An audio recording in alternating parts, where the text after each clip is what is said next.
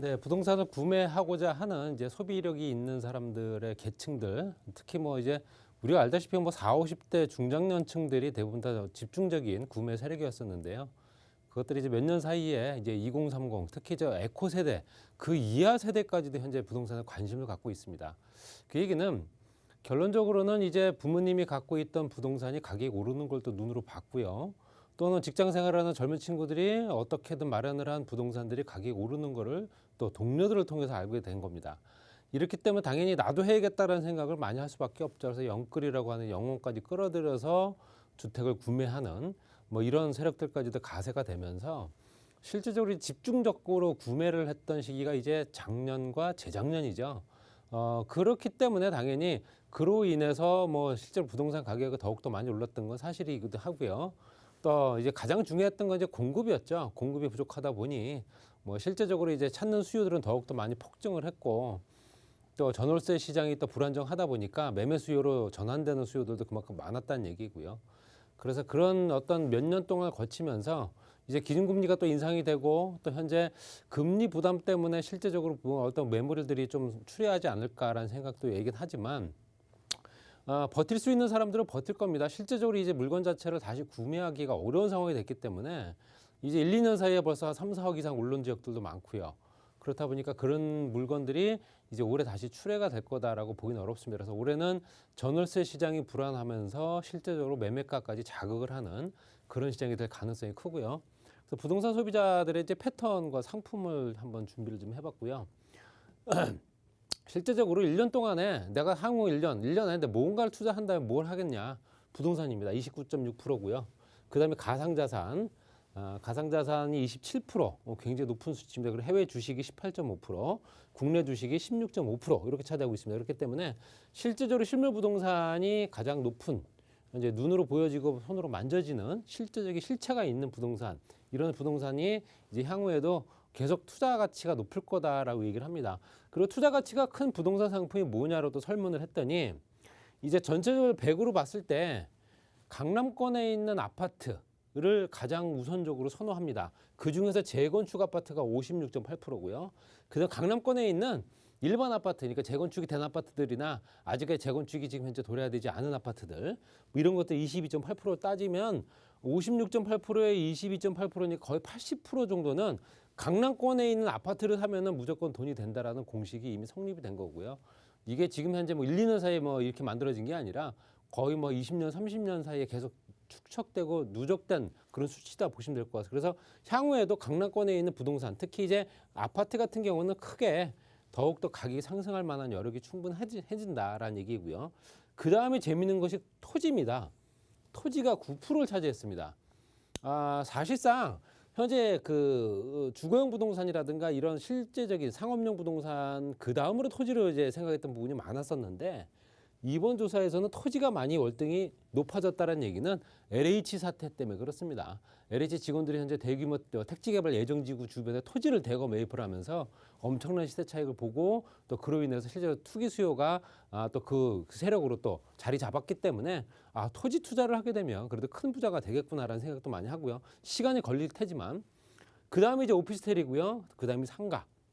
기타 이렇게 돼 있습니다. 그렇기 때문에 실제적으로 강남권에 있는 아파트 뭐 누구나 갖고 싶어하는 물건이죠. 그렇지만 실제적으로 내 거로 만들기가 쉽지가 않은 물건이기도 하고요. 그다음에 이제 토지, 그다음에 오피스텔, 상가 이런 형태로 현재 이루어져 있다. 이렇게 보시면 될 것 같습니다.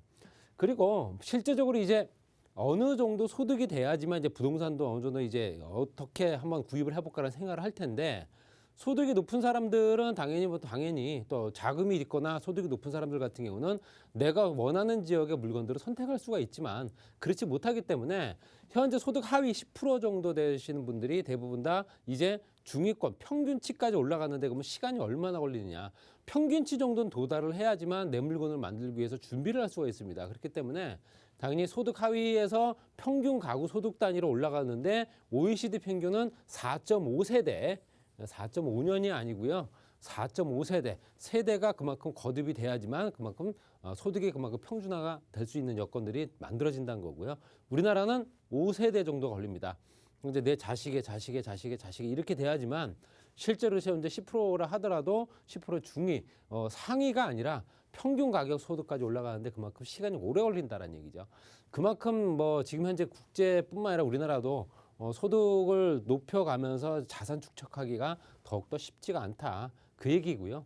또 구매자가 실제 연령대별로 봤을 때 제가 좀 전에 말씀드렸던 2030 에코 세대가 아주 적극적으로 투자에 진입을 했기 때문에 2019년도, 2020년도까지 봤을 때 2021년도 작년 거는 이제 올해 나오겠죠. 그렇게 되면 증가율이 그러니까 실제적으로 매입을 한 연령층을 봤을 때 30대 이하가 30대 이하라는 얘기는 결론적으로 20대부터 10대까지 다 포함된다는 얘기거든요. 77%나 증가했습니다. 77%. 그다음에 40대 이상이 69%, 40대 이상을 추월을 했죠. 그렇기 때문에 당연히 젊은 세대들이 그만큼 이제는 부동산을 실제적으로 더 투자 가치가 있는 건물들이나 주거용 부동산, 아파트나 이런 것들을 선택을 하는 이제 구매 세력들이 이제 2030으로 이제 바뀌었다라고 보여지면 될 것 같고요. 건축 구조라든가 아니면 실제적인 어떤 내부 설계 이런 것들이 젊은 층을 상대로 한 어떤 그런 트렌드로 바뀌고 있는 것도 사실이다 보시면 될 것 같습니다. 그래서 면적별로 봤을 때는 실제로 중대형 아파트가 가장 그래도 선호하는 평수입니다. 17.9%고요. 102평방미터에서 135평방미터 이하니까 30에서 한 40평대 정도 되는 겁니다. 지금 그렇다고 해서 30에서 40평대에 살 수 있는 여력을 가진 또 젊은 세대들이 얼마나 될까 또 이런 생각도 할 수 있지만 평형대로만 봤을 때는 이건 가족 단위 구성이거든요. 3, 4인 가족이 거주할 수 있는 면적입니다. 그렇긴 한데 실제로 그렇진 않죠. 보통 2, 3인 정도 기준으로 봤을 때 내가 둘 살거나 셋 살거나 하더라도 방은 여러 개 있었으면 좋겠고 거실은 컸으면 좋겠고 이렇게 큰 면적을 가장 선호한다. 대형보다는 중대형 평수를 그래도 선호한다라는 통계가 나와 있다. 이렇게 보시면 될 것 같고요. 그다음에 이제 부동산을 소유하려기 위해서 자본을 어떻게 마련을 할 것인가. 우리가 쭉 거슬러 올라갔을 때 베이비 부모 세대들, 에코 세대의 부모님들이죠. 그랬을 때 실제적으로 55년생부터 63년생까지 봤을 때 본인 또는 배우자의 금융 자산이나 모아둔 돈입니다.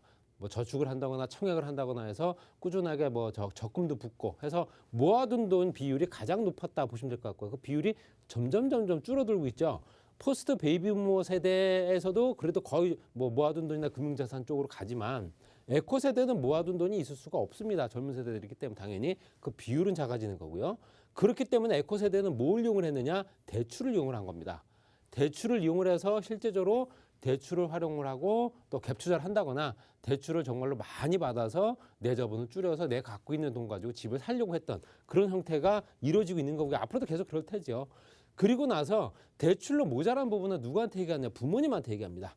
부모님한테 지원을 받거나 증여를 받거나 차라리 상속을 받거나 이런 형태로 가기 때문에 에코 세대 같은 경우는 선택지가 굉장히 다양해졌습니다.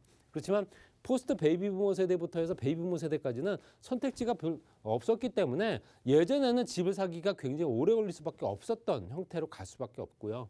지금 현재 상황에서는 그래도 젊은 층들이 집을 살 수 있는 여러 가지 길들이 많이 펼쳐진 건 사실이긴 하나 또 가격으로 봤을 때는 굉장히 또 베이비부모 세대 때와 에코 세대 때 부동산 가격은 현재 실제로 하늘과 땅 차이기 때문에 그런 걸 봤을 때는 뭐 거의 비슷한 부담을 느끼지 않을까라는 생각이 들고요. 그리고 부동산 투자를 할 때 내가 부동산을 갖고 있다, 안 갖고 있다를 떠나서 실제로 베이비부모 세대나 포스트 베이비부모, 에코 세대를 봤을 때는 베이비 부모 세대는 실제로 적극적이지 않고 소극적이었습니다. 어떻게 보면 현재 내 가족이 늘어나기 시작하면서 가족이 정말로 성장을 해 나가면서 내 방이 필요했던 자녀들한테 필요했던 방 3개, 4개짜리가 필요해서 옮겼던 것뿐이지 꼭 이걸 투자를 해가지고 돈을 벌어야지라는 개념은 아니었거든요. 그렇기 때문에 당연히 실거주용 주택은 무조건 한 채 있어야 된다라고 생각했던 부분이고요. 그래서 포스트 베이비부모 세대는 거의 절반 정도 된다 보시면 될 것 같아요. 적극적이고 소극적인 게 거의 비슷한 형태로 갔고요. 그래서 재밌는 거는 에코 세대는 굉장히 적극적이 됐습니다. 부동산을 갖고 있든 안 갖고 있든 간에. 그렇기 때문에 당연히 지속적으로 계속 관심을 가질 수밖에 없기 때문에 이런 형태가 해서 유지가 될 수밖에 없다 보시면 될 것 같고요.